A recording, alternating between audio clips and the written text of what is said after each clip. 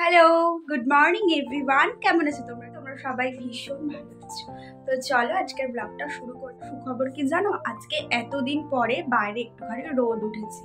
তো এখন আজ করেই শুরু করছি, সেটা তার কারণ একটাই, একা হাতে হাজব্যান্ডকে সব কিছু করে টোরে দিয়ে এখন আমি ব্লগটা শুরু করি। এই মাত্র আমি আমার ছেলেকে খাইয়ে দিয়েছি, দেখো পাপা,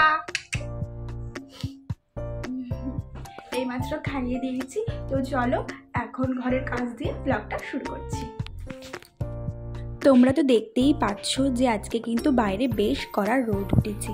আর এই রোদ দেখে একটাই কথা মাথায় আসছে, সেটা কি জানো তো? সেটা হচ্ছে আগে জামা কাপড়গুলো কেচে মেলতে দেওয়া, আর যেগুলো কাঁচা হয়ে গেছিলো সেগুলোকে আরও একবার রোদে দিয়ে দেওয়া। এই দুটো কাজ কিন্তু আমি একদম করে নিয়েছিলাম, কারণ দেখবে রোদে শুকানোর যে একটা ব্যাপার, সেই ব্যাপারটা কিন্তু এমনি হাওয়ায় শুকানোতে একদমই আসে না। তো সেই কারণে আর দেখো, ঘুম থেকে উঠেই তো আমার এই একটাই কাজ থাকে, সেটা হচ্ছে বেড পরিষ্কার করা। আজকে কিন্তু আগে ওকে টিফিন করে দিয়ে তারপরে গিয়ে আমি বেডটা পরিষ্কার করছি। ওই এক এক দিন এক এক রকম না হয়ে যায় আর কি। তো চলো আজকে কিন্তু পুরোটাই আমি আমার ছেলেকে একা হাতেই মোটামুটি করব। তার একটাই কারণ, আজকে না আমার মায়ের খুব শরীরটা খারাপ লাগছে। তো সেই কারণে আজকে ছেলেকে নিয়ে একা একাই করব। প্রথমে আমি জানতাম না, তো বাবার সাথে দেখা হলো, বাবা বললো মায়ের শরীরটা না বেশ খারাপ। তো ঠিক আছে, একবার এক্সপিরিয়েন্স করে দেখলাম যে ছেলেকে একা একা নিয়ে মানে কাজ করলে কীরকম হয়, মানে একটা ভয়ঙ্কর এক্সপিরিয়েন্স ছিল। তো ভিডিওতে তো আর সবটা দেখানো সম্ভব না, বাট তাও যতটা পেরেছি দেখিয়েছি। আর দেখো এবার একটুখানি নিজের যত্ন নেওয়ার পালা। চুলটা একটু ভালো করে এদিক ওদিক করে দেখে নিলাম, আর তারপরে একটুখানি টোনার আর তোমাদের সানস্ক্রিনটা ইউজ করে নিচ্ছি। তো চলো, নিজের যত্ন কিন্তু নিজেকেই নিতে হবে, নিজের খেয়ালও নিজেকেই নিতে হবে। নিজের খেয়াল আর যত্ন নিতে কিন্তু আমি একদমই ভুলি না, কারণ দিন শেষে আমার আমিটাই কিন্তু আমার কাছে ভীষণ দামি, জানো তো? কারণ তুমি যদি তোমার যত্ন নাও না, কেউ একদিনের জন্য এসেও তোমাকে বলবে না যে তুই একটুখানি আজকে নিজের যত্ন নে, বা তুমি আজকে একটুখানি নিজের যত্ন নাও। তাই আমি নিজের যত্নটা নিজে খুব ভালো করে আগে নিয়ে নিই, তারপর তো আমার সংসার সব কিছু রয়েছে। কারণ আমি যদি ভালো না থাকি তাহলে কিন্তু আমি কাউকেই ভালো রাখতে পারবো না। আর দেখো এখানে চলে এসেছি একটা পার্সেলটায় কী আছে সেটা আমি তোমাদেরকে পরের ব্লগে দেখাবো। আর আজকে আমি টিফিনে করে নিচ্ছি হচ্ছে এখানে ম্যাগি। অনেক দিন পরে খেলাম, জানো তো? আর কারণ তোমরা তো জানতেই যে আমি এখন ম্যাগি ট্যাগি এগুলো কিছু খাচ্ছি না, ওই লিকুইড জাতীয়ই কিছু একটা খেয়ে নিচ্ছি। তো আজকে অনেক দিন পর খেয়ে নিলাম ম্যাগি। আর দেখো এখানে মাছটা কিন্তু আমি ভেজে নিয়েছিলাম, ওই দেখলে না আগের দিনের ব্লগে যে দু ধরনের মাছ, লোটে মাছ আর এই ধরনের মোরলা টাইপের একটা, ওই কি একটা মাছের নাম বলেছিল, ওই মাছটা। তো ওই মাছটা আজকে আমি করে নিচ্ছি।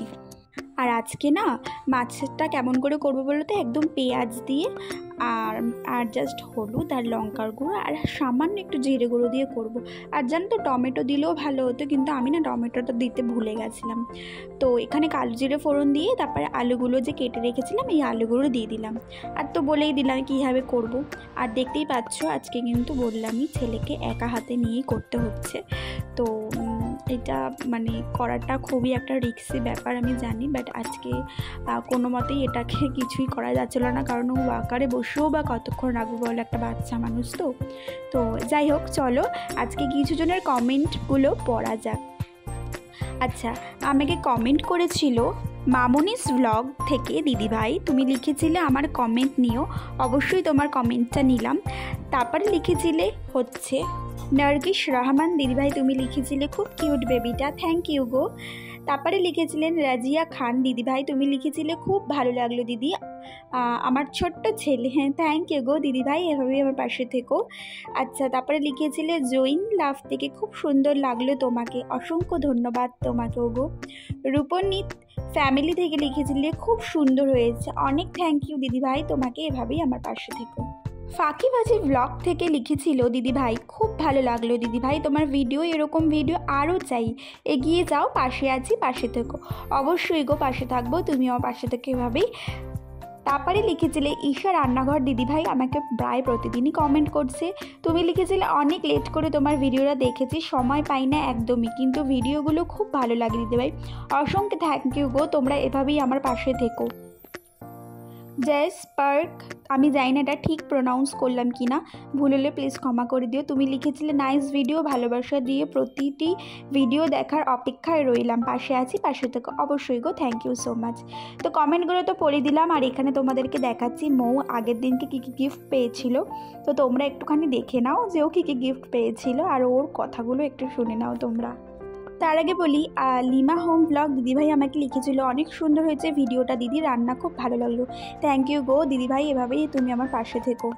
ব্লগ উইথ সুমিত্রা দিদিভাই আমাকে লিখেছিল ওকে সাবধানে রাখবে, অনেক সুন্দর হয়েছে ভিডিওটা, পাশে থাকলাম। অনেক থ্যাংক ইউ দিদিভাই তোমাকে, তুমি এভাবে আমার পাশে থেকো। দেখো তোমাদেরকে তো দেখিয়ে দিলাম ওকে কী গিফট পেয়েছো। আরও একটা গিফট পেয়েছিলো জানো তো, সেটা হচ্ছে একটা বেশ বারবি ডলের সুন্দর আলমারি, যদি কখনো সম্ভব হয় তোমাদেরকে ওটা আমি ভিডিও করে দেখিয়ে দেবো। বেশ সুন্দর ছিল ওটা। আর এখানে ওর বন্ধুরা মানে ফ্রেন্ডরা ওকে যে গিফটগুলো দিয়েছে ও তো সেগুলো তোমাদেরকে এক এক করে দেখিয়ে দিল। আর দেখতে থাকো, এই কানেরটাও বেশ ভালো লেগেছে জানো তো। তো চলো আর দেখো ও তোমাদেরকে কি বলছে। গিফট এত তাড়াতাড়ি শেষ হয়ে গেল গাইস, কিছু করার নেই, কি করবো, এত গিফট পেয়েছি এত তাড়াতাড়ি শেষ হয়ে গেছে সব কিছু। এটা বন্ধু দিয়েছে না? হ্যাঁ তোরা এটা আমাদেরকে সাথে নিয়ে গিফটটা আমিও দেখে নিলাম। তারপরে সন্ধ্যেবেলা চলে গেছিলাম মায়ের কাছে, মা একটু চাউমিন করে দিয়েছিল, সেটা খেয়ে নিলাম। চলো বন্ধুরা আজকে তোমরা সবাই খুব ভালো থেকো, সবাইকে ভালো লেগেছে, টাটা বাই বাই।